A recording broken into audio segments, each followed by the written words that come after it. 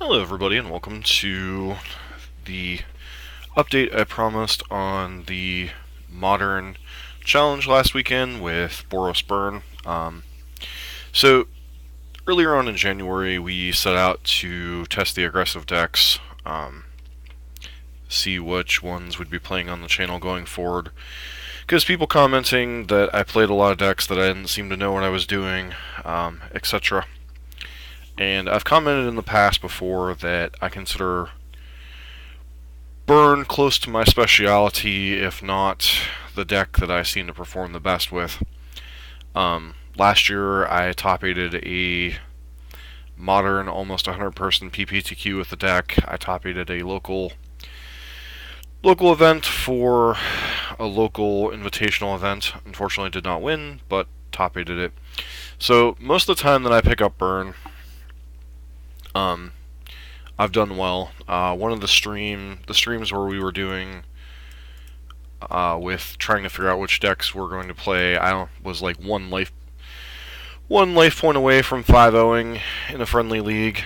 And then this past weekend we did the Modern Challenge. I'm gonna pull up the results here, bring it over to the other monitor. So Dustblader here, Burn, just so we're clear, I'm not blowing smoke. I ended up playing against the Eldrazi and Taxes player in round 6. It was my one loss in the Swiss. We'll actually cover that match a little bit.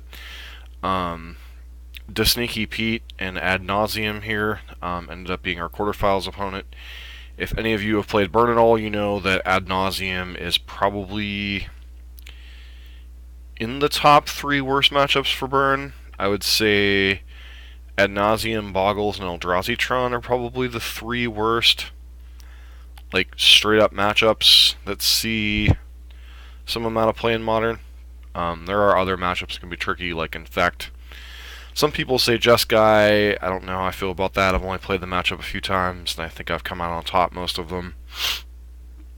And the rest of the top 8 was Esper Death Shadow, Grixis Death Shadow, Lantern Control, Tron, and the other one I believe was Tiny Hands was the lone 5-2 at Eldrazi Tron. So it was an interesting top 8. I believe I played Poderissimo in round 4. We'll have to check because that was one of the rounds that I actually wanted to play. I ended up playing Sneaky Pete, who's basically the godfather of Ad Nauseum online. If you look at his results, like almost all of them are like Ad Nauseum. And then Mavora in round 6. We'll get into that match here in a bit. But as far as my deck goes, I've covered this a little bit before. My particular build of the deck that I've worked with over time, I've elected to forego the green splash at all. I have Wear Tear in my sideboard as opposed to Destructive Revelry. I have seen, I think there was one other list I've seen online that ran like 2 Shattering Spree and 2 Fragmentize as its choice of anti-artifact enchantment split. And I can certainly respect Shattering Spree, especially against Affinity. But I value Wear Tear's instant speed, especially against decks with Blood Moon, because certain decks, regardless of how effective Blood Moon truly is against you, are going to bring it in or leave it in against you. Decks like Ponza, which is part of the reason why I went to the 2-color splash rather than the 3 colors, is because I lost one event last year that I did not do particularly well, and I ended up going like 1 and 2 when I was still like. Burn is one of those decks, like, the first 70 or 80% of the deck, and a viewer has commented on this on the channel, like, the first 70 or 80% are, like, almost anybody who picks up a deck can get the first, like, 70 or 80% of what's going on with the deck. The other, like, 20% is what differentiates you from, like, consistently going, like, 3-2, 2-3, 5-4 in a bigger tournament to having a chance to go like 6-1, 7-1 in bigger tournaments, top 8ing. And I'm not saying the deck still can't, have bad draws, come up in situations where, you flood out, you die. But there's a lot of little tricks that over time you pick up as a burn player. Like, what hands are keepable, what hands are not keepable is the big one. Understanding what cards to board out in matchups. Even I'm still learning. As much as I've played this deck, I'm still learning. Like, listen to, like, Patrick Sullivan on Star City. When he's commentating about a burn matchup, like, I actually learn, like, sometimes it's Skullcrack the card you're taking out, not, like, Lava Spike or Boros Charm or whatever the case may be. So, I've covered most of the choices in the deck. The 2-Grim Lavamancers, I don't have these in real life, but I do have them on Magic Online, and the card is amazing. My sideboard is slanted towards... To be frank, my sideboard is slanted towards small creatures with these 4 cards. Path to Exile is mainly my way of answering the Black-Green X-Rock decks and the Eldrazi Tron decks, as well as the Death Shadow decks. And another card that I've chosen to cut is Deflecting Palm. Before Deflecting Palm became kind of the standard in burn sideboards, I think the card had a lot of utility. You could catch people off guard, attacking with a Primeval Titan or large Death Shadow or that kind of stuff. But between the move towards Death Shadow being the mid-range deck of the format and their access to Thoughtseize and Inquisitions, and Stubborn Denial being able to play around the card, and the fact that you can't always guarantee like your opponent can like Fatal Push their Tarmogoyf if you hit it with Deflecting Palm, and a lot of the matchups where you'd want it, like Boggles for instance, just aren't frequent enough of a deck to warrant its inclusion. Frankly, over a large number of times boarding it in, I've been extremely underwhelmed by the card, which is part of the reason I've gone away from that. I included a couple of Exquisitive Firecrafts in that slot. This helps a lot in the Blue-White X matchups, and I also bring it in against Death Shadow because a lot of times they're relying on like a Cryptic Command or a Stubborn Denial to keep them alive. Like, keep them off that last burn spell while they hit you with, like, a Celestial Colonnade or a large Death Shadow or Tarmogoyf. And sometimes being able to go, like, Boros Charm or Skullcrack into untap, and they're, like, holding up that counterspell, letting this one resolve, dropping to, like, 4, and they're like, okay, I'm safe as long as, they draw a 1x card, and then you draw an Exquisitive Firecraft and just kill them. Plus, it's another 4 damage spell. The mana efficiency in sorcery can be a problem, but a lot of times this is like your finisher spell or something along those lines. So, beyond that, Core Firewalker. This card is pretty much almost solely for the Burn Mirror. There are other matchups like I bring it in against Ad Nauseam because that matchup is so horrible. Sometimes you bring it in against decks with a bunch of red cards that aren't like the Burn Mirror. I'm trying to think what deck. Like, you'll bring it in against Goblins. There's a few other matchups where this is. In the online meta, other than the time I joked about, having 2 of them and I played Goblins and Burn in the same league, honestly, Core Firewalker is the most, like, underwhelming card in the sideboard, except in the matchups where you need it. Locally, Burn tends to be a heavier part of the meta, so in my actual, like, local paper deck, I usually run, like, 3 or 4 Core Firewalkers, because I know there's a good chance in, like, a 3 or 4 round local tournament that I'll play Burn at least once. So Core Firewalker has a lot higher value in that. But in an open meta, this is the deck I run. 2 Grim Lavamancer, 2 Stirring Blood. These are for the smaller creature decks. They also come in against Affinity, which we'll get to here in a minute. Against Affinity, I bring in a lot of cards. We're going to talk about sideboarding before I get into the matchups. That way you can go back and reference this. Against Affinity, I ended up bringing in... because I ended up playing it in round 1 and round 2. I end up bringing in 3 Wear Terror, 2 Path, 2 Searing Blood, 2 Grim Lavamancer, and I end up cutting like Boros Charms and Lava Spikes usually.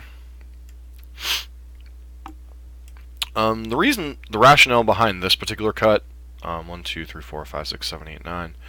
I forget what the 9th card is. I don't remember off the top of my head, unfortunately. But the thing with, it might have been like a Rift Bolt or something, mainly, or an Eidolon or 2, depending on if I was on the player draw. The rationale behind this is you need to be able to simultaneously pressure your opponent and play to the board. Cards like Searing Blaze, Searing Blood, Grim Lavamancer, these cards all help answer creatures while also dealing your opponent damage, which is invaluable in the Affinity matchup. Usually, I've played the matchup, when I first started playing the matchup felt horrible. And then as I've kind of understood the role Burn needs to play, I've developed a sideboard that I've been pretty pleased with over time. I think I've won like either my last 4 or 5 matchups against Affinity. Now, I'm not saying the matchup's like 100% or 60% or whatever. I honestly don't know the percentages. A lot of it depends on the skills of the players, the cards they draw, etc. So, I'm not going to sit here and put percentages on it, but these cards, the Lavamancer, the Bloods, the Wear Terrors, allow you to answer. The priority cards are things like Cranial Plating, things like as champion for them, I think it's relevant, but I found it's overrated and slow without Cranial Plating. Really requires like an Arcbound Ravager or a Cranial Plating to be a true fast clock. A lot of times what ends up happening is you'll end up sitting there with like a Monastery Swift Skier and a Goblin Guide or like an Eidolon in play, and they'll be sitting there with like 2 or 3 idiots, and you'll just sit there and stare at each other.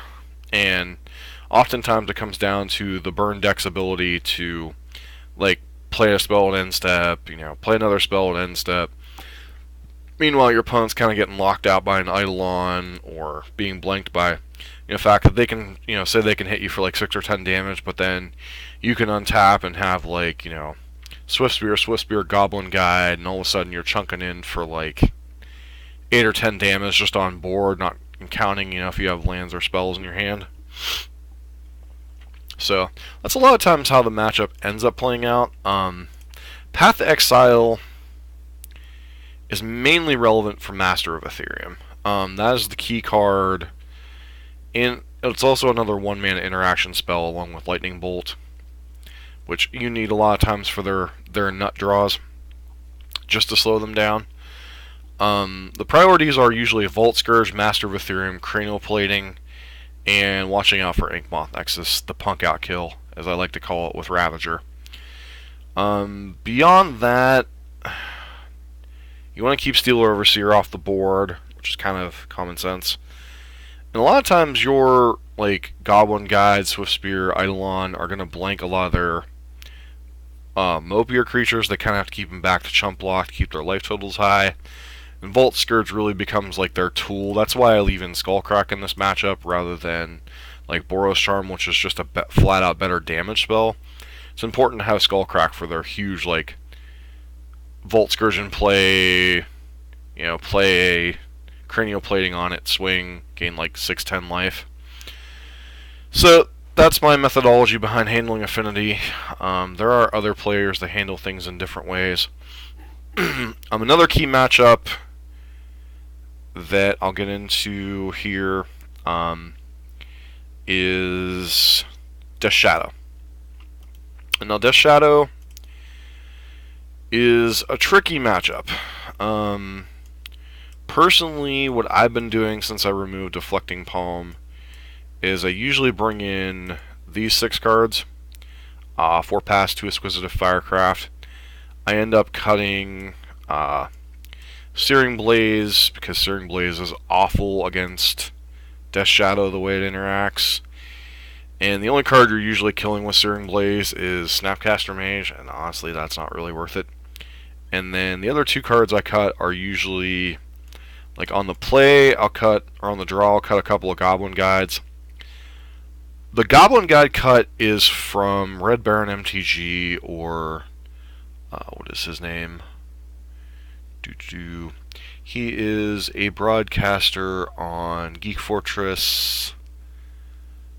He streamed quite a bit for a while, and his deck of choice was Burn, and his thing against them, his rationale was your Goblin Guides get blanked quite quickly by their Delve Fatties, their Death Shadows, their removal spells. Eidolon at least interacts with the stack in terms of, they're taking 2 damage to Fatal Push it, or if they have, like, they don't have a kill spell and they're relying on Stubborn Denials to stay alive, then it kind of interacts. Eidolon's a very tricky card in the matchup, but this is generally the cards. These are the ones I board out, these are the ones I board in. Path to Exile is mainly there to buy you time. If you can find a window to answer their first threat or 2, it will usually buy you enough time to burn them out. Now obviously you can flood out and still die, but that's the rationale behind Path to Exile, is you can usually buy enough time to draw the burn spell or 2 you need to finish off the game. Another reason to play Burn is this deck has allegedly, now I've only played the matchup a few times, a very good Storm matchup. I've seen the matchup go either way. I ended up playing against it twice on Saturday, once in like a warm-up match because I hadn't played Burn in a couple weeks. I did like a quick warm-up match before the Modern Challenge, and then once in the Swiss, and both were 2-1. And my opponent, especially in the Modern Challenge in round 3, played. I'm not going to get into the match. Like, I think I'm going to break down that match at a different point in time, like going over the Storm matchup separately. But my opponent in the first and the second game, played absolutely beautifully to play around Eidolon of the Great Revel, getting it off the board. Like, played just enough spells with Grape Shot to kill it or to nuke my board. So I think those are going to be some videos some matches we examine, because I want to pick up and start learning Storm. As long as it doesn't get banned after the PT, we'll see. I don't really want to get into banned and restricted. Another thing is, I don't think Burn's in danger of like losing any cards, so unless the meta shifts dramatically, I think Burn's going to continue to be in a pretty good place. Anyways, you've heard me ramble enough. I'm going to do some quick coverage. I'm going to do the second match of the Affinity matchup in round 1, because there was a lot of good back and forth in top decks. I'm going to do the second game of the Death Shadow matchup in round 4. And then I'm going to cover game 2 of the Eldrazi and Taxes matchup in round 6. And then I'm going to go over a quick game 1 review of Ad Nauseam in the quarterfinals. So that's the game plan. So, alright, Premier with top 8. This is game 2 against Affinity. So I will freely admit, in this particular game, we got extremely lucky how we drew things. So this hand, talking about opening hands, 2-lander, which is pretty much ideal for Burn. You want 2 to 3 lands. You can rarely ever keep a 1-land opener, especially against a deck like Affinity, unless you have... Like, if I would have had 1 land and had, like, Bolt, Bolt, Rift Bolt, I probably would have kept. But generally speaking, I like to keep 2-land, bunch of spells. This hand's good in the sense that we have spells that interact with all of their creature. Like, these can either go to the face, or they can interact with our opponent's creatures, which is a good place to be against Affinity. So we both end up keeping 7. Opponent, if I remember correctly, Welding Jar makes this a little tricky too. With some of the sequencing, they play Vault Scourge on 1, which is one of the worst cards for us in the matchup. Play Arid Mesa, they play Mox Opal, they get in for 1 here. Did I end up bolting in here? Yeah, I guess I end up bolting it to... And they just let the Vault Scourge die, which I thought was curious. And then we saw why, because they had another one. Aspiring Vantage was a good draw. We want access to 3 lands, usually at some point in the game as they're going longer. Plays Hope of Gear 4, Cranial Plague. This is where things get a little dangerous. They equip Cranial Plating. See, now, this is where I had a couple of options. So, I knew Welding Jar was going to keep this Vault Scourge alive, and I want Searing Blood to deal damage, so I have to use a removal spell here that still serves some purpose. And Lightning Helix here fogs their attack, because they have to regenerate so it can't attack, and then we still gain the 3 life. So that was another, like, kind of important play here. Play out the land. So I suspend Roof Bolt and pass. No, I guess I just use Searing Blood and hold up Bolt here, because Cranial Plating plus this is just a whole lot of damage. This is what I mean about kind of taking the control role. A lot of times this doesn't work out in the pre-board games because you don't have enough tools to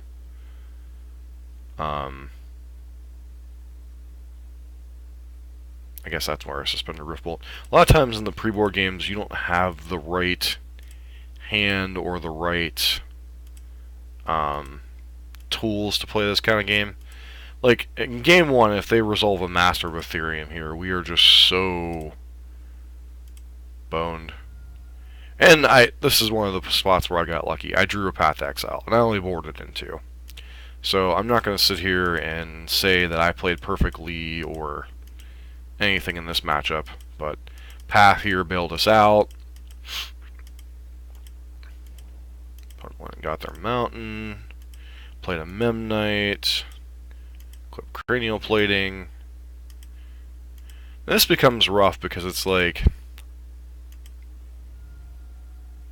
we're trying to burn them out, but we need to draw spells to do this, and it's like I have to kill like every creature they have because of the stupid Cranial Plating. So I end up holding the land in my hand for Searing Blaze if we draw one. Opponent draws another threat, Blink Moth Nexus. I think I just go ahead and take the hit here. And then this is where I get bailed out by the deck again. Grim Lavamancer in this spot, if our opponent doesn't have a Gal of Blast coming, is kind of insane, because I get to... I'm going to take a hit this turn, which is fine, it's whatever. There's a second Cranial Plating, opponent quips up. Now in theory this should be, I either have to chump here, or this is lethal. So what I end up doing is I end up taking a rather large hit, but I Helix the Blink Moth because Grim is better able to handle creatures that our opponent can't activate at any time. And then from here we just kind of use Grim to control the rest of the game. Our opponent just kind of floods out on cards, and then they concede right there. So it's where you got to see the sideboard plan in action. I played Affinity round 1 and 2, 2-0'd them. Matchup's close. I don't know how the version with Destructive Revelry goes. I mean, obviously you have more damage-based spells, but it's like the damage you take after having to fetch Stomping Ground, and if they have Blood Moon, it gets all kinds of messy, so that's why I prefer my version. I think one of these times I'm going to stream or do a league with more traditional Naya burn with the Destructive Revelries in the sideboard. See how I feel about the deck. This round 3 was against Storm. It was a 3-match thing. We're going to review this at a different point in time, different videos. I want to take a closer look at the Storm matchup. Round 4 was Grixis Death Shadow. And I think it was game 2 that I want to take a look at. No, round 4 was not Grixis Death Shadow. Round 4 was Mono Bluetron against Shock Troopa, noted Mono Bluetron aficionado. We played against 2 like godfathers of their deck type in Shock Troopa with Mono Bluetron and to Sneaky Pete with Ad Nauseam. So it's kind of nice to play against like specialists with decks that aren't necessarily on the beaten path all the time. So we're going into round 5 at the 4-0 bracket, and I believe we play Podissimo. Guess we'll see here in a second. We do in fact play Podissimo. So we end up playing, in the Swiss, we end up playing 2 of the top 8 players, and we end up splitting the matchups. So our opponent ends up mulliganing to 5, and ends up being relevant because now I've played this matchup from both sides, and I'm far from a Grixis Shadow expert. I am by far a better burn player than I am a Grixis Shadow player. But opponent mulliganing to 5, I don't know if they were just looking, because they end up mulliganing to 5, and I'm presuming they were looking for their hate card of particular choice. Get a Sacred Foundry here, play out a Swift Spear again for the damage. Alright, opponent just takes it, whatever. Opponent untaps, shocks in. The only card you're going to untap and shock in at this point is Collective Brutality. And they end up pitching 2 cards, doing all 3 modes, getting this, one of the spells out of our hand, draining us. So the thing I would say here is a couple part thing. First off, your Death Shadow. I'm not sure it's right to discard this Fatal Push. I'm only on turn 1. I haven't had a chance to deploy multiple creatures yet, so you don't know if I'm sitting on, like, you know, a triple 1-drop start. You don't know if I'm sitting on, like, an Eidolon, which I am. So I think getting rid of this Fatal Push is a mistake. Brutality,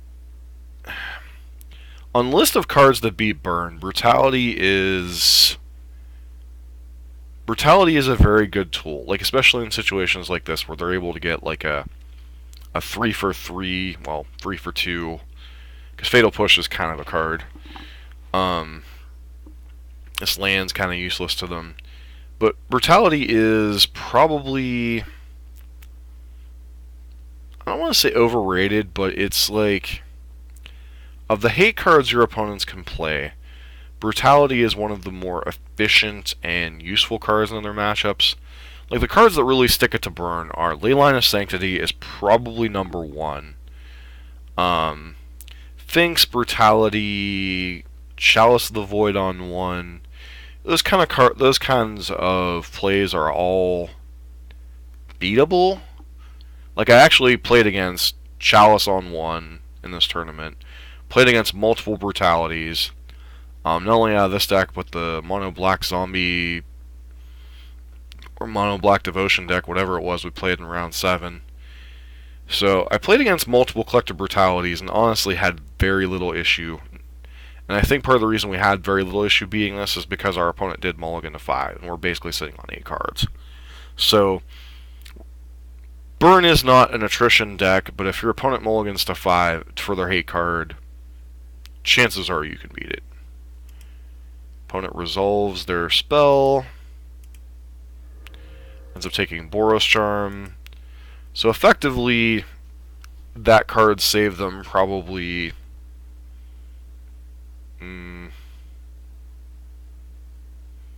5 damage at the very least. Play out Wooded Foothills. I play out Eidolon here. Now, Eidolon's a little risky in this matchup because then they end up playing, I believe it's, yep, Tassiger here, which we get a little bailed out by, I believe, drawing a Path this next draw step. Yep, Path to Exile, which I board in for. Opponent comments about how lucky we are here. It is a 4 in my sideboard, so this is why it's in the sideboard. Attack with Eidolon.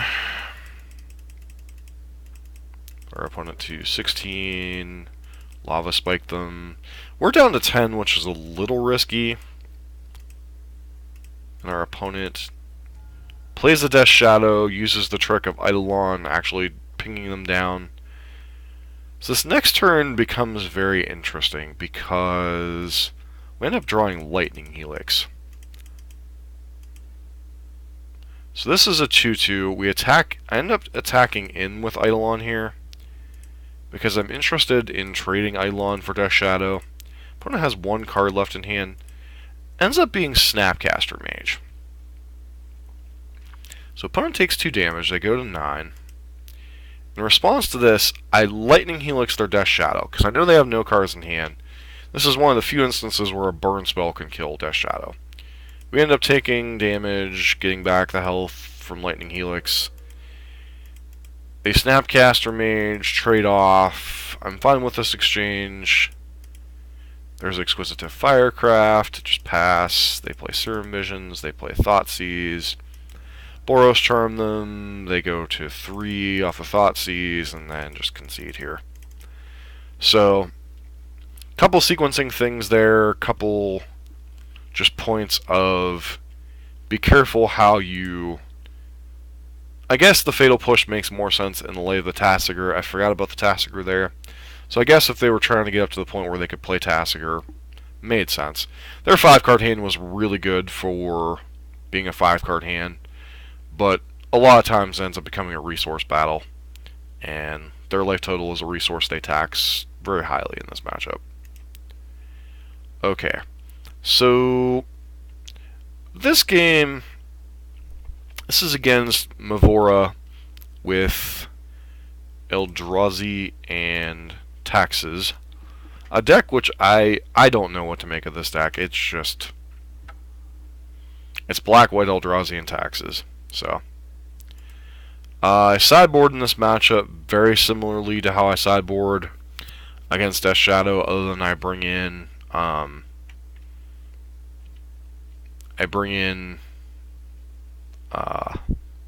Lavamancer because they have a bunch of X1s and X2s. Like Thalia. Thalia's a pain in the hind in this matchup. Like Tidehollow Sculler, Flicker Wisp. There's so many X1s and X2s. The Grim Lavamancer is a card that I end up bringing in. I can't remember exactly how I sideboarded, but I know I brought in the Lavamancers and the Path to Exiles. Maybe when we fetch here, I'll be able to look at the deck list and say.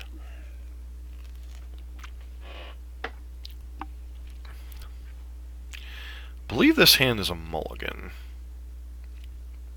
I decided to keep this hand, which... that is risky. Like, if I don't top a sec... like, I normally hate... our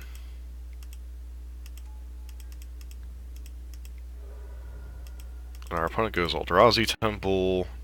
We miss a land drop. And then we play out Grim Lavamancer. This is the second game in a row that our opponent opened on Eldrazi Temple, Thought-Knot Seer.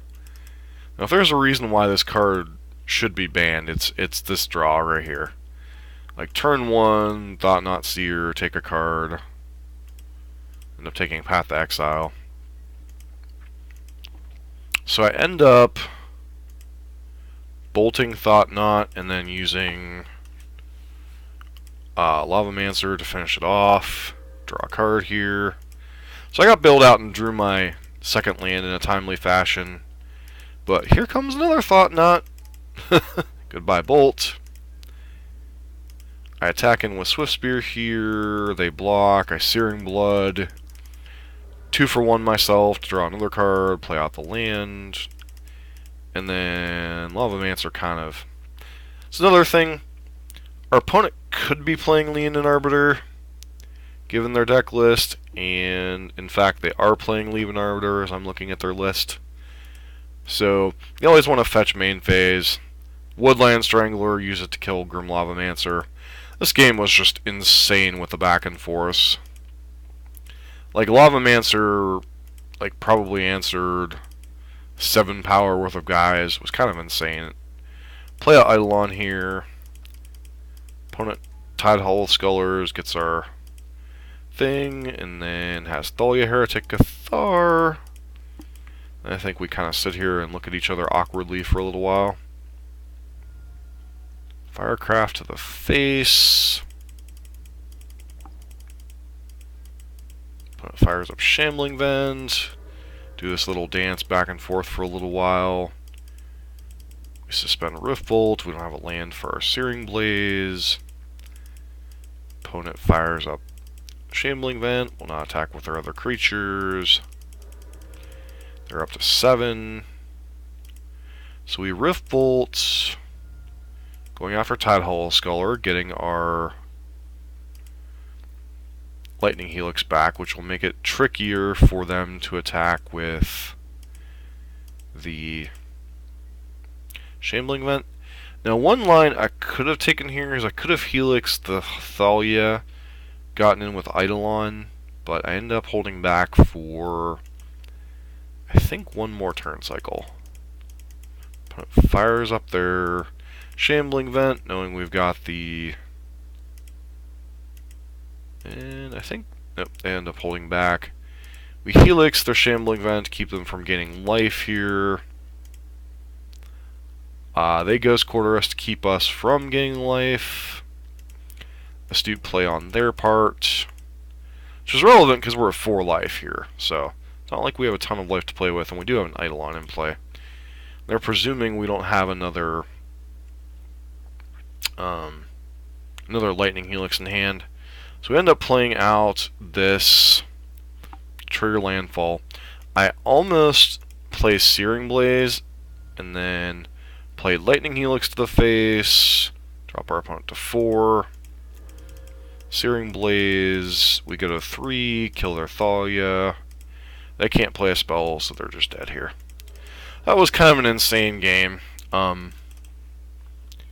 We did beat Thought-Knot into Thought-Knot on 2 and 3 and missing a land drop. But moral of that story, I'm not sure I should have kept that one lander, but ended up paying out. The following game, Game 3, we end up getting punished for keeping a one lander, and just our opponent kind of curves out, and we just kind of... We're too slow to the board. They get a bunch of blockers in play before we can start leveraging our creatures. So Game 3 was kind of on me. I should have mulliganed. Possibility we could have mulliganed into a stinker, but yeah, whatever. Round 7 was interesting a little bit. I wasn't quite sure what our opponent was on. It was some type of mono black zombies list with like main deck Collective Brutality. It had like Gravecrawler, Liliana of the Veil. Trying to see. I think it made top 8. See what it's labeled as. Alright, somewhere. Is it labeled as 8 rack? No, it's not 8 rack. Sorry, I'm just curious what my opponent was actually on. Black-red, maybe? Yeah, it was a black-red. It actually was a black-red zombies list. Or, sort of. Another card they had was Gifted Etherborn, which was interesting. They have Great Merchant in the deck. The only red card in the main deck appears to be Kolaghan's Command and Blood Moon. And then on the sideboard they have additional Blood Moons and just like some different removal.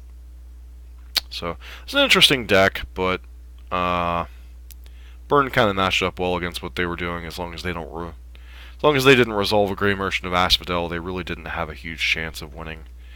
And then round 8, I'm only going to show you game 1 because game 2 was just such a joke. We're on the play.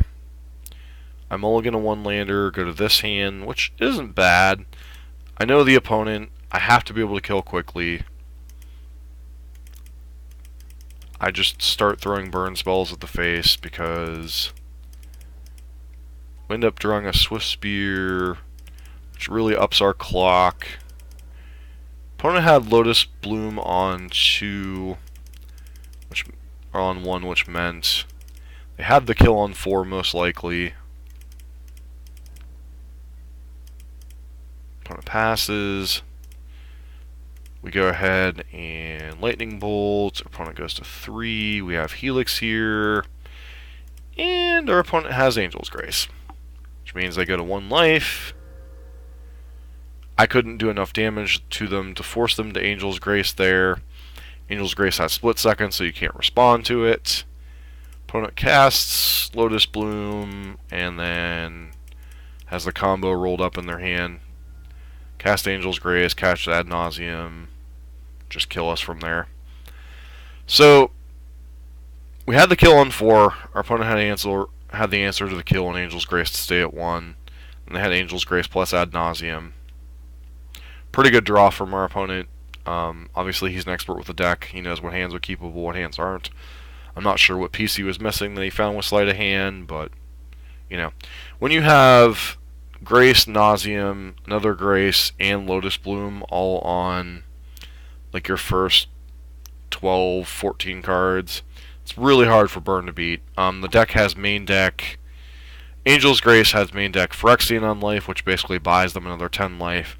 Then on top of that, it's packing 4 copies of Leyline Sanctity in the sideboard. So, I would say it's probably the most difficult matchup for Burn. I could be wrong on that, but beating all of those tools, like, I think in the time that I played Ad Nauseam, and in the time that I played Burn against Ad Nauseam, I can only think of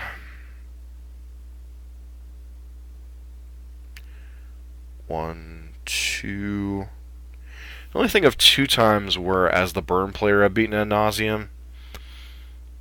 And both of those usually involve either my opponent bricking on the combo, which that certainly happens a certain amount of time, or multiple Eidolons of the Revel in play. So the odds of those occurrences happening in 2 out of 3 games are very small. So this was like the worst matchup in the top 8, other than maybe E-Tron, if it was in the top 8. The rest of the top 8, like Eldrazi and Taxes, we've already played that matchup. It was close. I could have won. Ad Nauseam was horrible. Esper and Grixis Death Shadow are both kind of whatever. They're close matchups, despite me waxing Produsimo in 2 games. Still a close matchup. Lantern Control, I mean, even with the Word of Invention for Witchbane Orb, still I think a pretty decent matchup for Burn. They have to set up pretty quickly or they're dead. Tron, I don't know. These mono-green Tron decks have a little more tools in their sideboard, like Thought Knot and Thragtusk. But I still think Burn's probably a decent favorite there. So I think in the top 8, the only matchup that I actively did not want to play against was Ad Nauseam, and that was the matchup I got paired against. So sometimes that's just the way it happens. But just wanted to go through, give some thought process, give some feedback. You know, if anybody likes Burn, I think this is a good video to listen to. I'm not a Burn expert by any means. I'm still learning the deck, even after playing it probably a good... it's got to be close to 100 matches between... or more between Paper Magic and online. I've played it in 2 competitive events, one PPTQ and then this Modern Challenge, and I've top 8'd both, and they're either 100 or almost 100 players. This Modern Challenge had 118 players, so pretty good sample size. Deck's pretty good once you get to know it, but, you know, takes a little bit to learn, you know. Helps to watch, you know, people like Patrick Sullivan, you know, various other, like, noted Burn players. It's really helpful, like, watch their sequencing, watch their, just everything, honestly. Like, a lot of what I've learned has been by playing, and a lot of it has been by watching commentators and players that know the Burn deck, you know, explaining how to sideboard, you know, explaining their tricks for sideboarding. That's how I've picked up a lot of what I've picked up over the last probably year or so that I've been playing Burn as like my go-to choice for big tournaments. So, I want to say, everyone, thanks for tuning in. Hope this was informative. Hope it was helpful. Feel free to leave a like and comment and subscribe. That'd be great. Thanks for checking in. Catch everybody later.